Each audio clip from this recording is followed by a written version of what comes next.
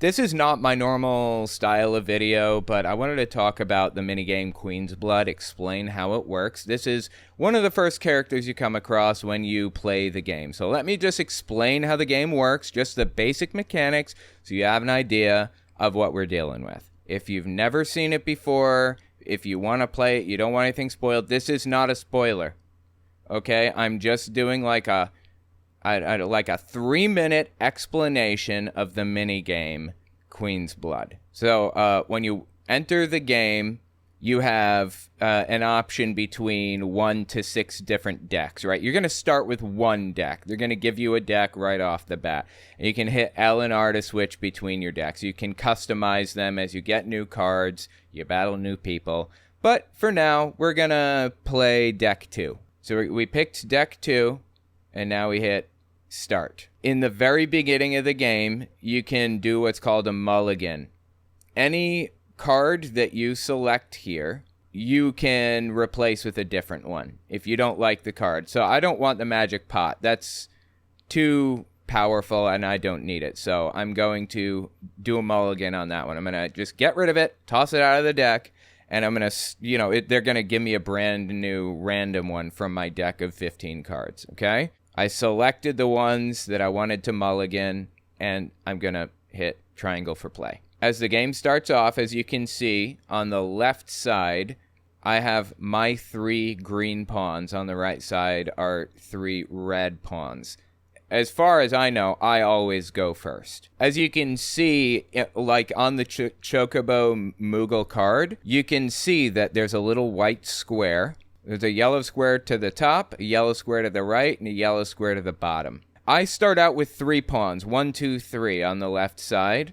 When I take the Chocobo Moogle card and I place it in the middle, there's a yellow one on top and a yellow one on bottom. And since there are already 2 pawns, one on top, one on bottom, it's going to add a second pawn to each. There is no pawn starting out in the second row in the middle, but since the Chocobo Moogle card has that little yellow square to the right, it's going to add a pawn. Some cards, if you look in the top left, you'll notice that some of the cards have 1 pawn on the top left of the card, 2 pawns to the top left. Some of them have 3 pawns to the top left. If you have a 2-pawn card, you cannot lay it down on a single pawn space. So to the right of the Chocobo Moogle, I only have 1 green pawn. That means I can only play either the Cactuar, because it has 1, or I can play this one, because it also uses only 1. Now, again, if you notice, these patterns that it follows match up with the patterns that you will get, like how it's going to add the pawns as you go. So if you see here, the Cactuar has a little red square. That red square is going to add extra points. It may not open a pawn for that space, but that space will get extra points. On the very bottom, you'll see that there's a little message. When played, lower the power of allied and enemy cards on affected tiles by 3. And you can see it now on the bottom right. It's going to claim that card location for me, but whatever card is laid down there is going to lose 3 points. I haven't even explained the points. In the top right of each card, you'll notice that there are points. This one has 1 point, this one has 2 points, 3 points, 1 point, and 1 point. Your goal is to have more points on 2 of the 3 rows. This card gives a bonus. Raise the power of allied cards on affected tiles by 2 while this card is in play. That means allied tiles. So if an enemy takes that tile and lays a card down, it doesn't matter. They won't get the bonus points. Only I will. And it's laying a pawn down to the right, which means I'm pushing to the center. Now the top left, you'll see I have 2 pawns up there. The enemy is going to have a hard time reaching the top left. It's possible, but I should really be focused on pushing toward the center, if at all possible. I don't really have any good options. I'm just going to lay down this one. They took the center square. That's a bad thing. Now I'm running out of turns, even though there are 2 unclaimed spaces on the bottom. Even if I lay the Cactuar down here, it adds 3 points to it, but it's not adding a pawn. It's only adding points. I have no real way of accessing those spots. The only space that I can access now is right here. And the game is over. Those 2 spaces were left open. Now, if you notice, I got 5 points, they got 11. That's because I had 1 of 3 rows. They had the most points on 2 of 3 rows. It doesn't matter how many points I had. If they had more points in that row, my row is erased and the points go into their pile. So if I had 4 points and they had 7, they don't get 3 points. They get 7 points and I get 0. That's how it works. You get the idea. I just wanted you guys to kind of understand how this works generally. Do I want to do a mulligan? No, I'm not going to do a mulligan. I'm just going to continue. This is a really good card to start with right here, the soldier, because it gives you 2 pawns on the top, 2 pawns on the bottom, and it pushes you toward the center by default. They're not pushing toward the center. I'm going to push toward the center with the Chocobo Moogle, probably. Again, they can take spaces if they have the card for it. Yeah. So I'm pushing toward the center. If I have a card there, there are some circumstances in which they can take my card and erase it, but those are only very special circumstances that we don't even have to worry about right now. I want to push toward the center, so I'm going to lay this card down here. Okay. Now, if you notice, the magic pot has 3 pawns in the top left as a card. Nothing is lit up on the board when I hover over it because I can't play it because there are no 3 pawn slots open right now. This card here, this is kind of a useful one. I could open up this spot if I want, and with some exceptions, the 2 slots to the left of it are safe from the enemy for the most part. There are some cards that like bypass existing slots, but not very often. And if you notice this card that I'm about to play here, I can play it here, and it's going to add 1 pawn on the very bottom row, same column. If I played it to the left, though, there's already a pawn in the column to the left, so it's going to add a 2nd pawn to the column to the left. See how that works? If there's already a pawn in that spot, it adds 1 to it. If there isn't, you get a single pawn. And if there's an enemy pawn there, you take it. Okay, I'm going to lay one down right here. Hey, thank you so much for buying a book. I really appreciate that. Alyssa, that's fantastic. Hopefully you enjoy it. I laid a pawn down with that last card, and the enemy laid a wolf down that took my pawn. So they now own that space. But I have a soldier, which can take that space back if I want. Yeah, and it's going to add a 3rd pawn to the left of him, and it's going to protect the leftmost space, so I could put my magic pot down.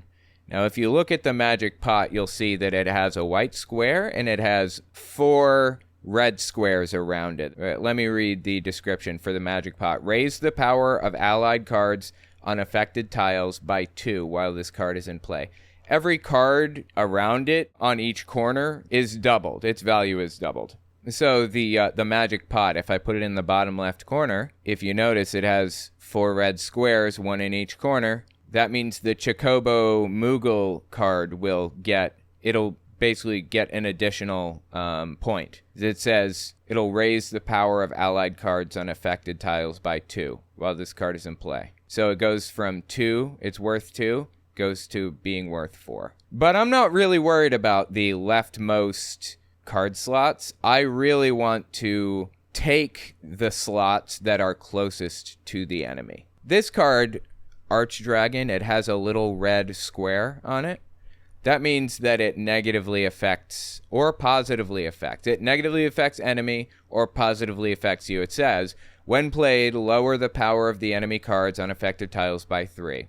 So the wolf that the enemy laid down, the grasslands wolf, it's worth 5. Top right, you can see it next to my pointer. If I lay the Archdragon down right next to it, it lowers it from 5 to 2. I get 3 added to my points since I had the Archdragon. It was worth 3. Okay, now, the enemy does not have any more spaces open. They have to hit triangle to move on every single time now. There are no opportunities for them to play. So I can place cards wherever I want. I can do whatever I want now. Whatever will be most beneficial to me. And I think that... Yeah, okay, well, I think laying Cactuar down right here is probably going to be most valuable to start. If you notice, on the left side, I have 3. It's lit up on the very top left. That means I already own the top row. The middle row, I do not own yet. They have 8. I have 4. The bottom row, I own. I have 4. They have 3. But let's see how that changes as I fill in the last of my slots.